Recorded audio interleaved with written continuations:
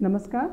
अभी हम स्वयं सहायता समूह में सदस्य का व्यक्तिगत पास पुस्तक के बारे में जानकारी लेंगे। तो ये सदस्य का व्यक्तिगत पासबुक का हम परिभाषा के बारे में एक बार जानकारी लेंगे। इसका परिभाषा है कि सदस्य का व्यक्तिगत बचत, सदस्य का व्यक्तिगत लघु ऋण और सदस्य का व्यक्तिगत बड़ा ऋण लिखने का पुस्तक को ही सदस्य का व्यक्तिगत पास पुस्तक कहते हैं। तो ये पुस्तक में सदस्य के संबंधित बचत, छोटा ऋण और बड़ा ऋण का विवरण, लेने का और वापसी करने का विवरण इसमें पुस्तक में लिखा जाता है। इसके बाद में इस पुस्तक लिखने से क्या लाभ है उसके बारे में भी हम जानकारी लेंगे। तो ये पुस्तक लिखने से ये लाभ है कि सदस्य को एक सबूत के जैसा काम आएगा कि सदस्य जब बैठक में आती है तो इस पुस्तक को लेकर आती है। आने के बाद में सदस्य जो भी वहाँ पर भुगतान किया है, बचत, ऋण और किस्त, जो भी किस्त और ब्याज, जो भी वहाँ पर दंड वगैरह जो भी भुगतान किया है, वो भुगतान किया हुआ राशि को उसी समय वो सदस्य पास पुस्तक में चढ़ाते हैं। तो ऐसा लिखने से क्या होता है, सदस्य को पता चलता है कि मैं जो यहाँ पर भुगतान किया गया है वो पूरा मेरा व्यक्तिगत पासबुक में लिख रहे हैं, यहाँ पर कोई घोटाला या धोखाबाज कुछ भी नहीं है। ऐसा सदस्य को एक समूह के ऊपर विश्वास बढ़ता है और साथ ही साथ परिवार वालों को बताने में भी ये पुस्तक सबूत के जैसा काम आता है। और ये पुस्तक सदस्य को एक पहचान पत्र के जैसा काम आता है। और सदस्य को ये पुस्तक लिखने से ये भी पता चलता है कि आज तक मेरा खुद की बचत कितना हुआ है, ये पता चलता है, और मैं कितने बार छोटा ऋण ली हूँ और कितने बार बड़ा ऋण ली हूँ, कौन सी ज़रूरत के लिए ली हूँ, ये भी पता चलता है। और ये लिए हुए ऋण में से मैं अभी तक कितना किस्त वापस की हूँ और कितना किस्त वापस करने का है, इसके बारे में भी सदस्य को जानकारी मिलता है। जब बैठक में जाते समय ये पुस्तक को देख के वापस करने वाला, मतलब भुगतान करने वाला किस्त राशि को भी हम ले जा सकते हैं। तो इस तरह से ये पुस्तक लिखने से हमको उपयोग होता है। और ये पुस्तक हमको कुछ राज्यों में ये पुस्तक अलग अलग प्रकार हो सकते हैं। और एक बात है, कुछ राज्यों में 3, 4 या 7 प्रकार के, अलग अलग राज्यों में अलग अलग प्रकार के पुस्तक हैं। कम संख्या में भी, ज़्यादा संख्या में भी हो सकता है।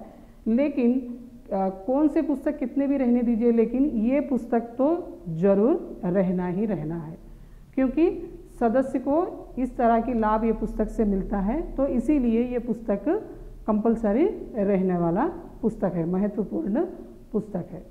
तो ये पुस्तक हम पहला पन्ना निकालेंगे तो इस तरह की उस पन्ने में ये विवरण रहते हैं। वो क्या है, हम एक बार जानकारी लेंगे। तो जब ये पन्ना निकालते हैं तो रहता है कि मतलब ये पुस्तक जिसको देते हैं उस सदस्य का नाम हम यहाँ पर लिखना चाहिए। लिखने के बाद में वो सदस्य प्रवेश दिनांक, मतलब कौन से दिनांक में समूह में प्रवेश किए हैं, तो वो दिनांक यहाँ पर जरूर लिखना चाहिए। और उसके बाद में सदस्यता संख्या, मतलब हमारे समूह में 10 हो या 15 हो, जितने लोग हैं, लेकिन ये सदस्य का सदस्यता संख्या कितना है, मतलब पहला या दूसरा, तीसरा, उनका संख्या कितना है, उस संख्या को हम यहाँ पर डालना चाहिए। उसके बाद में सदस्य का पति का नाम हम यहाँ पर लिखना चाहिए। और उसके बाद में ये सदस्य का उम्र, उनकी पढ़ाई और उनकी जाति, मतलब कौन सी जाति से संबंधित है, उसका विवरण वहाँ पर लिखना चाहिए। और उसके बाद में वैवाहिक स्थिति, मतलब ये सदस्य का वैवाहिक स्थिति शादीशुदा है या अकेली महिला, जैसा उनकी स्थिति है उसका विवरण यहाँ पर लिखना चाहिए। और व्यवसाय, मतलब वो सदस्य का व्यवसाय क्या है, वो व्यवसाय का विवरण। और गरीबी स्थिति, मतलब वो सदस्य कौन सी स्थिति से है, गरीब है, अति गरीब है या मध्यम है, उनका स्थिति का विवरण यहाँ पर लिखना चाहिए। और उसके बाद में पता, मतलब इस सदस्य का पता लिखना चाहिए, मतलब उनका टोला या मोहल्ला का नाम, और हो सके तो घर का एड्रेस भी लिखना चाहिए, और उनका गांव, उनका तालुका, जिला वगैरह जो भी वहाँ पर पता, उनका पूरा पता वहाँ पर हमने लिखना चाहिए। उसके बाद में नामिनी, उत्तराधिकारी, मतलब हम बचत करते जा रहे हैं लेकिन हमारे बाद में ये पैसा किसको जाना चाहिए, उसका संबंधित विवरण भी हम यहाँ पर लिखना चाहिए। मतलब यहाँ पर नॉमिनी का नाम लिखना चाहिए और वो नाम लिखने के बाद में वो नॉमिनी ये सदस्य को क्या रिश्ता होता है और रिश्ता का नाम भी वहाँ पर लिख सकते हैं। मतलब सदस्य का पति है, सदस्य का बेटा है या बेटी है, जो भी जिनका नाम लिखा है उनका रिश्ता भी वहाँ पर, संबंध भी वहाँ पर लिखना चाहिए। तो इसके बाद में वो सदस्य का आधार कार्ड या पहचान पत्र जो भी उनके पास है वो भी हम लिखना चाहिए। तो हम इस तरह से पूरा विवरण तो लिखे है, लेकिन वो सदस्य का एक फ़ोटो भी यहाँ पर लगाएंगे तो हाँ ये सदस्य का ये पूरा विवरण है। हमको इस तरह से दिखाई देने के लिए इस सदस्य का एक पासपोर्ट साइज फ़ोटो भी हम यहाँ पर लगाना चाहिए। तो इस तरह से हम ये सदस्य का फ़ोटो, उनके संबंधित पूरा विवरण लिखकर रखने के बाद में खुद वो सदस्य से यहाँ पर हम हस्ताक्षर करवाना चाहिए। तो इस तरह से उस सदस्य का पूरा व्यक्तिगत विवरण हम यहाँ पर पहले पन्ने में लिखना चाहिए।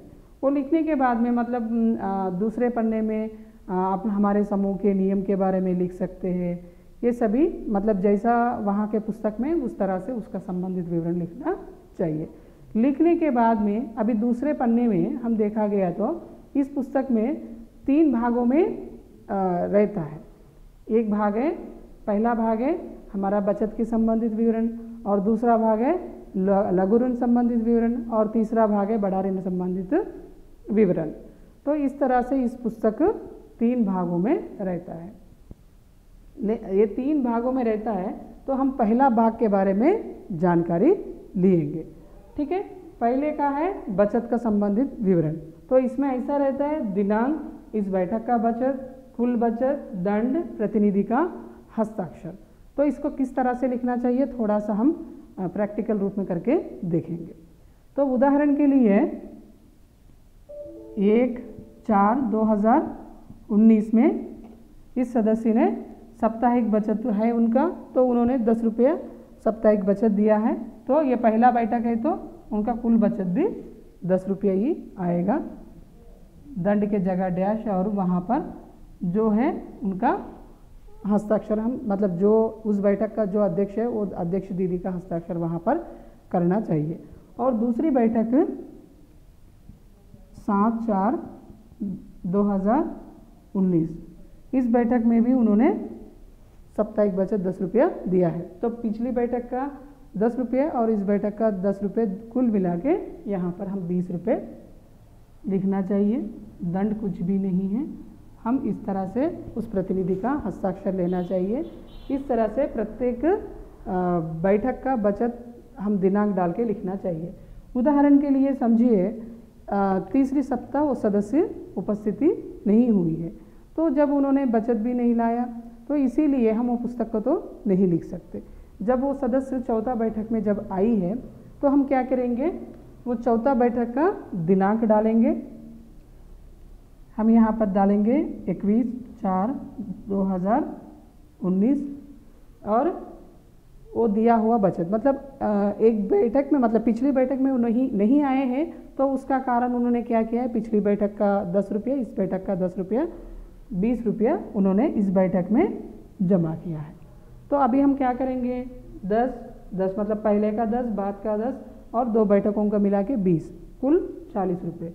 हम यहाँ पर 40 रुपये लिखेंगे। तो इस तरह से हमको ये पता चलता है कि मतलब ये सदस्य का आज तक कुल बचत हुआ है 40 रुपये। तो इस तरह से समझ में आता है। और इसके बाद में ये कॉलम है दंड। मतलब दंड हम क्यों लेते हैं, हम जब नियम लगाते हैं कि साप्ताहिक बैठक बचत वगैरह नियम, आप तो जानते हैं नियम के बारे में, हमारे पहले वीडियो में भी आप देख चुके होंगे। तो उस तरह से नियम, जब नियम के विरुद्ध हम जाते हैं, नियम को तोड़ते हैं, तो वैसी समय में हम दंड लेते हैं।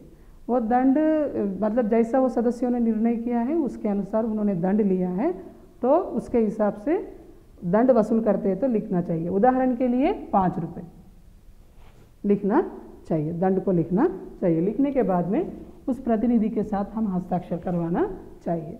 और एक बात आपको शायद ये शंका आ रहा होगा कि उन्होंने दिया हुआ 5 रुपये भी इस बचत के साथ जोड़ सकते हैं ना, लेकिन ऐसा नहीं करना चाहिए, क्योंकि हमारा ये बचत होता है हमारी जिम्मेदारी, ये दंड हुआ है हमारा हमको दिया हुआ सजा पनिशमेंट, क्योंकि हम नियम को तोड़ा है इसीलिए हमको ये दंड डाला गया है।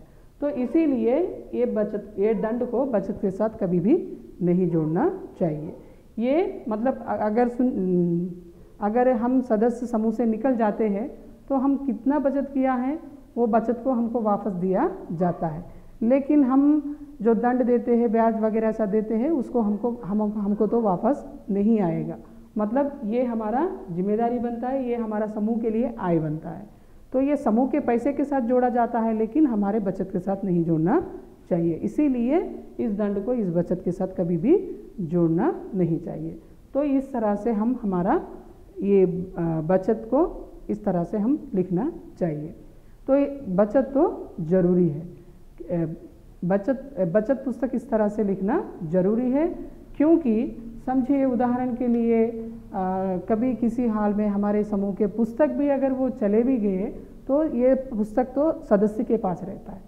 तो ये पुस्तक के आधार से अगर गए हुए पुस्तक में जो गए हुए पुस्तक उसमें हम लिख सकते हैं, मतलब वो पुस्तक तो चले गए, ये पुस्तक तो हमारे पास है, तो इसके आधार से हम फिर हमारे समूह में विवरण मतलब दूसरे पुस्तक में हम लिख सकते हैं कि कितना बचत किया, कौन कौन लिए है, ये पुस्तक के आधार से हम फिर पुस्तक को लिख सकते हैं। साथ ही साथ हमारा बैंक पुस्तक को भी लेके हम लिख सकते हैं।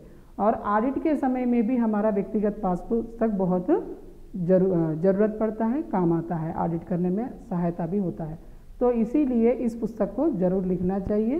तो इस बचत विवरण लिखने का तरीका तो ये है। और इसके अलावा हम बोले थे 2 भाग, मतलब दूसरा भाग है लघु ऋण, तीसरा भाग है बड़ा ऋण।